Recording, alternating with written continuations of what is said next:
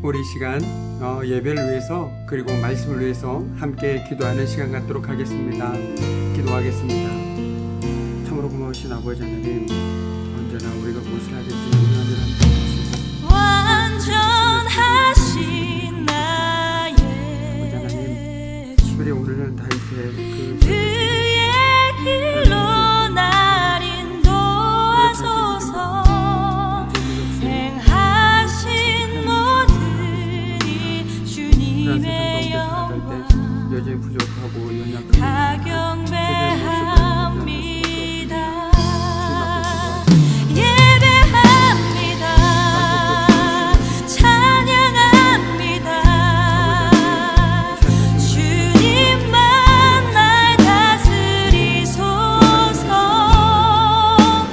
예배합니다. 찬양합니다. 주님 홀로 높임 받으소서.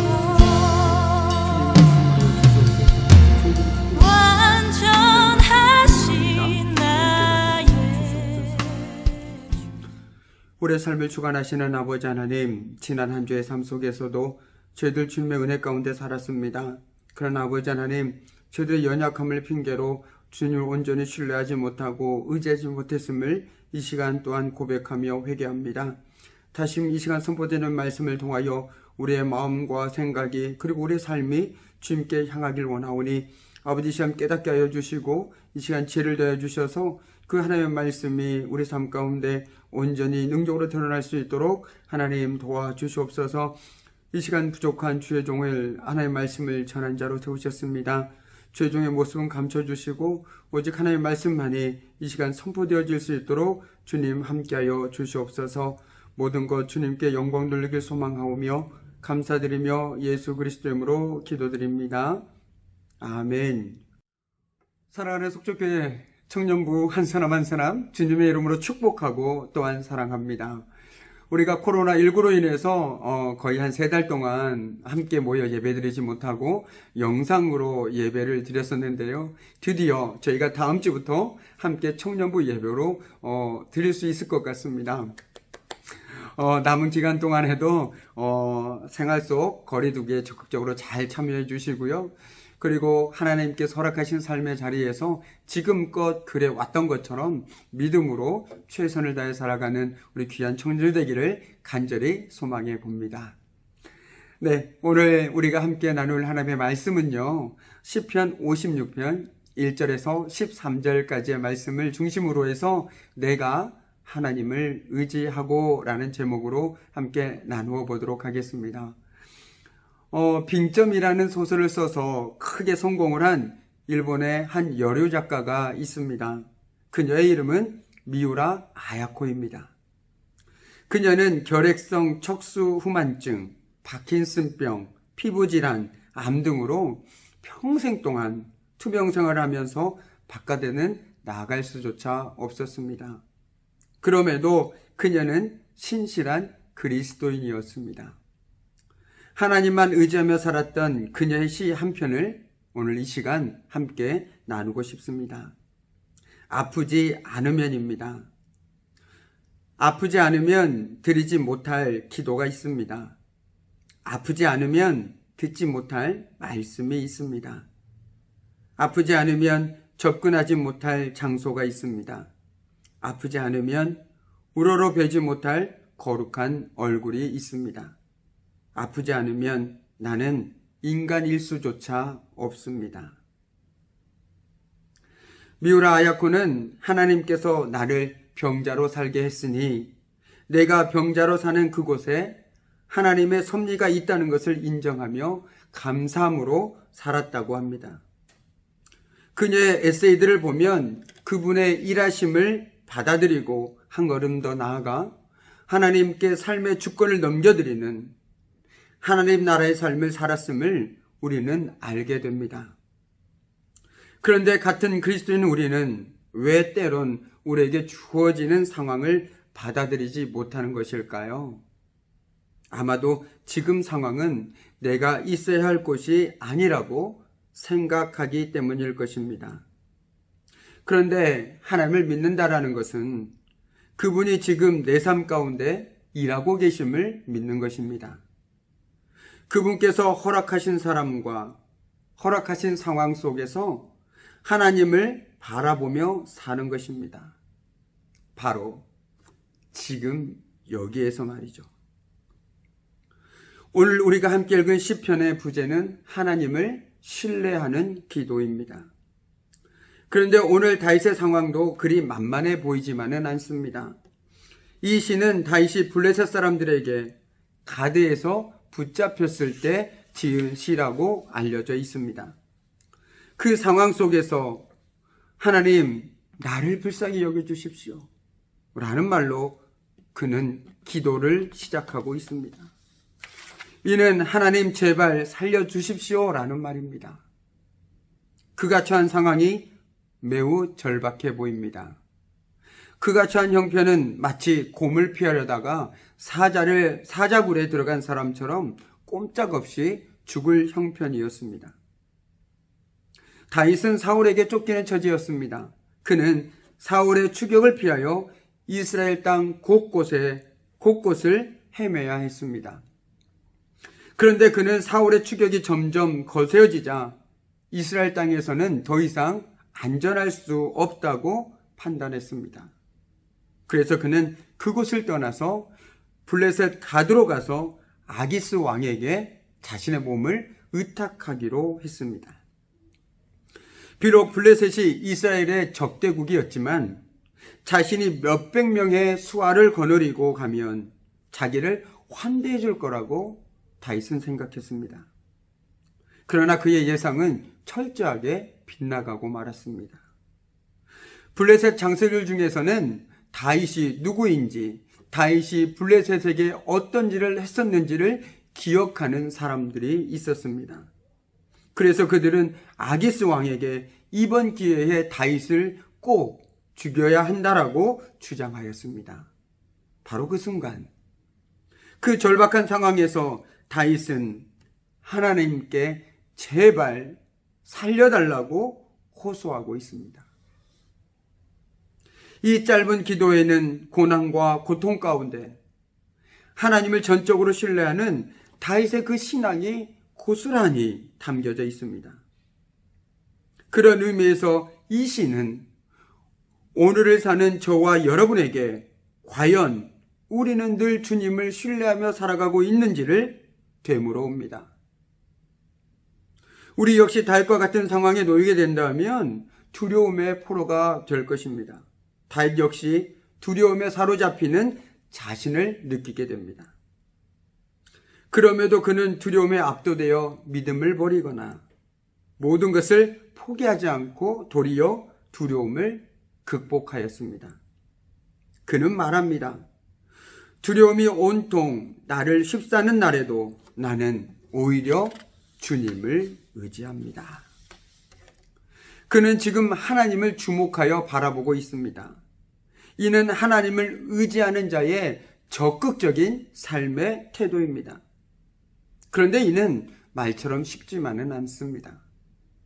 특히 고난과 고난으로 점철된 절망의 시간에 하나님을 신뢰하고 의지하며 살아간다는 것이 말처럼 쉽지만은 않습니다. 폐암과 싸우고 있는 김동호 목사님의 책 패스 오버가 있습니다. 그 책에 보면 이런 내용이 있습니다. 이제 겨우 몇 개월이 지났을 뿐입니다. 그렇지만 지난 몇 개월이 제게는 60년만큼이나 길었습니다. 내 인생에서 가장 힘들고 고통스러운 시간이었습니다. 앞으로 어떤 일이 저를 기다리고 있는지 모릅니다. 지금도 다짐하고 또 다짐하고 또 다짐합니다. 설령 감당하기 어려운 일이 닥친다고 하여도 믿음의 사람답게 믿음으로 그것을 극복하고 뛰어넘어 자식들에게 예수를 믿는다라는 것이 무엇인지, 예수를 믿는다는 것이 왜 중요하고 근사한 것인지를 보여줄 수 있으면 좋겠습니다. 아픈 목사가 아픈 사람들에게 말합니다.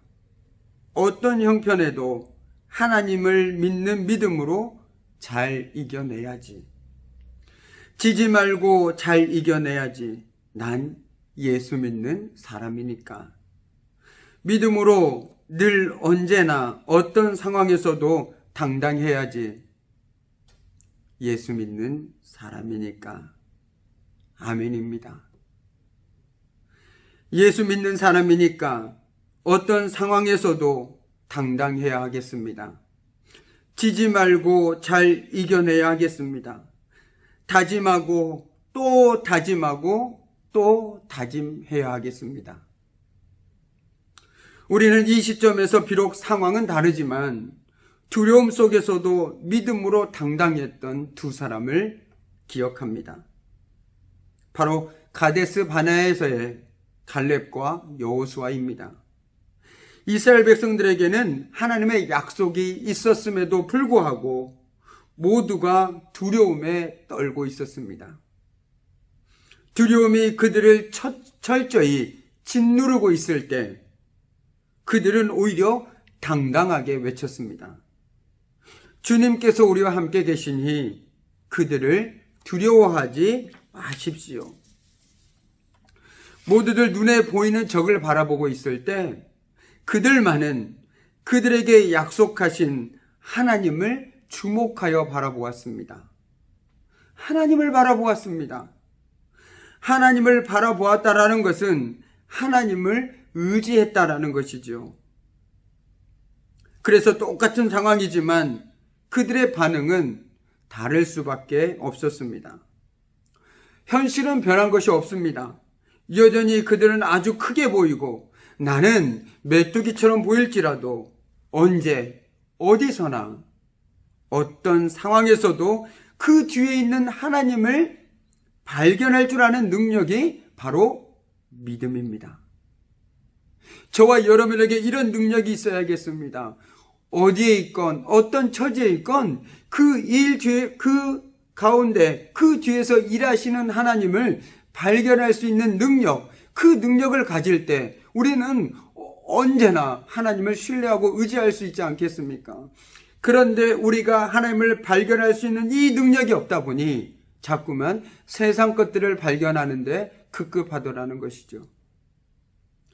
우리 삶에서 오는 이 두려움은 우리와 늘 함께 하시는 하나님을 바라보고 그분을 의지할 때 비로소 사라지게 됩니다. 눈을 들어 하나님을 바라보면 그러한 세상의 위협들이 전혀 우리에게 두려움의 대상이 될 수 없음을 우리는 깨닫게 됩니다. 가장 중요한 것은 우리와 늘 함께 하신 하나님을 바라봄으로써 두려워 말라 말씀하시는 그 약속의 말씀을 듣는 것입니다. 그리고 그 말씀에 믿음으로 반응하며 사는 것이죠. 오늘도 삶의 여러 가지 모습으로 살아가는 우리들에게 하나님께서는 말씀을 통해서 약속해 주십니다. 내가 너와 함께 있으니 두려워하지 말아라. 내가 너와 함께 있으니 두려워하지 말아라. 이외에도 성경 구석구석에서 하나님께서는 우리와 늘 함께하고 계심을 우리에게 끊임없이 되새겨 주십니다. 이는 우리가 어떤 상황에서든 함께하신 하나님을 주목하여 바라보고 그분만을 신뢰하며 살아가기를 원하시는 하나님의 부르심이자 요청입니다. 우리는 날마다 이 부르심과 요청 앞에서 살아갑니다. 그렇다면 우리는 여기서 묻게 됩니다. 우리는 하나님의 그 부르심과 요청 앞에서 과연 신실하게 살아가고 있는가? 그분의 약속에 믿음으로 반응하며 살아가고 있는가? 라고 말이죠. 이 물음은 우리의 삶에서 너무나도 중요합니다. 왜냐하면 우리가 정말 하나님의 부르심과 요청대로 살고 있다면 과연 우리의 삶은 변화되었는가? 이 질문을 하지 않을 수 없기 때문입니다. 바꿔 얘기한다면 내가 그 하나님의 부르심과 요청대로 살고 있다라면 내 삶은 변화될 수밖에 없다라는 것이죠. 신앙은 단순한 종교 활동이 아닙니다. 또한 심리적인 위로나 내면의 평안을 주는 데만 그치지 않습니다. 오히려 신앙은 우리에게 적극적인 삶의 변화의 자리로 우리를 내몹니다.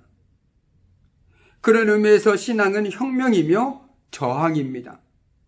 한마디로 삶의 전복이며 몸부림이며 세상에 대한 저항입니다. 그러므로 혹 아니란 삶을 살아가고 있는 이에게는 절대적으로 위험한 것입니다. 그대의 삶이, 그대의 가치관이 전복이 일어날 수밖에 없기 때문입니다. 이런 신앙은 결코 맹목적이지도 않습니다. 끝없는 자기 위안도 아니며 일방적인 선포도 무한 긍정의 힘도 아닙니다. 막연한 대상을 의지하는 것 또한 아닙니다. 그렇기에 껍데기뿐인 종교 활동은 다윗과 같은 상황에서는 아무런 도움이 되지 않습니다. 하나님의 능력이 없는 것이 아니라 우리가 하나님을 잘못 믿고 있는 데서 기인한 것입니다. 오히려 더 큰 두려움이 되어 우리를 짓누르게 됩니다. 그러나 다윗은 하나님이 어떤 분이신지를 너무나도 잘 알았습니다. 그래서 그는 고백합니다. 나는 하나님의 말씀만 찬양합니다. 내가 하나님만 의지하니 나에게는 두려움이 없습니다. 육체를 가진 사람이 나에게 감히 어찌하겠습니까? 말씀은 우리에게 하나님이 어떤 분이신지, 하나님께서 어떻게 역사하시고 일하시는지를 보여줍니다. 따라서 우리가 말씀을 묵상할 때 우리 자신에게, 우리 자신의 문제에 집중하는 것이 아니라 하나님께 집중하는 것입니다.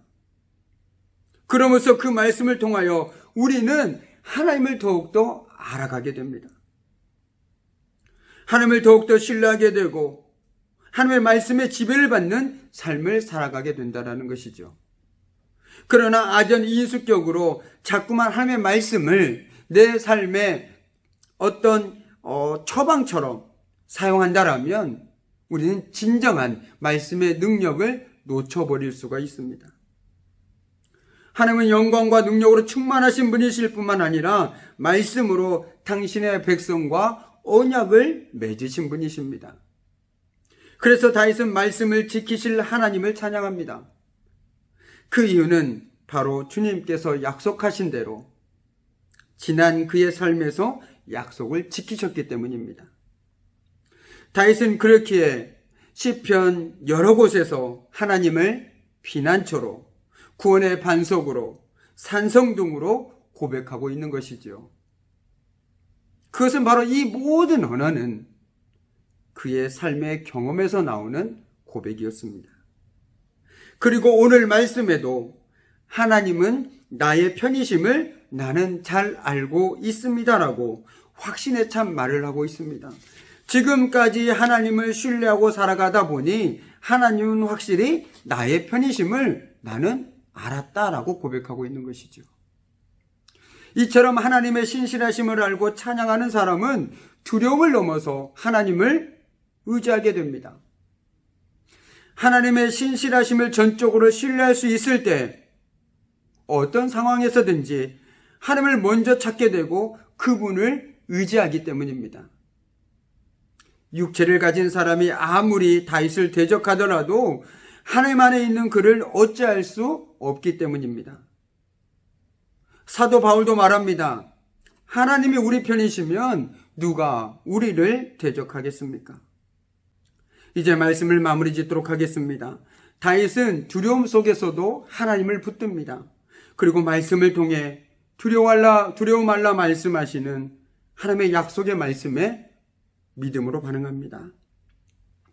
그는 하나님의 변함없는 성품과 하나님이 과거에 베풀으셨던 은혜를 주목할 때 하나님을 신뢰하게 되고 어둠을 헤쳐나갈 수 있었습니다. 이 모든 것은 지난날 베풀어 주셨던 하나님의 은혜, 그분이 행하신 일을 기억할 때 가능한 일이었습니다. 그렇습니다. 하나님을 믿는다라는 것은 그분이 지금 내 삶 가운데 일하고 계심을 믿는 것입니다. 그분께서 허락하신 사람과 허락하신 상황 속에서 하나님을 바라보고 나아가는 것입니다. 우리 역시 우리와 늘 함께 하시는 하나님을 바라봄으로써 두려워 말라 말씀하시는 하나님의 약속의 말씀을 듣고 거기에 믿음으로 반응하며 살아야겠습니다. 다윗은 담대하게 고백합니다.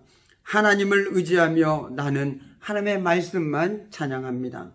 하나님을 의지하며 나는 주님의 말씀만을 찬양합니다.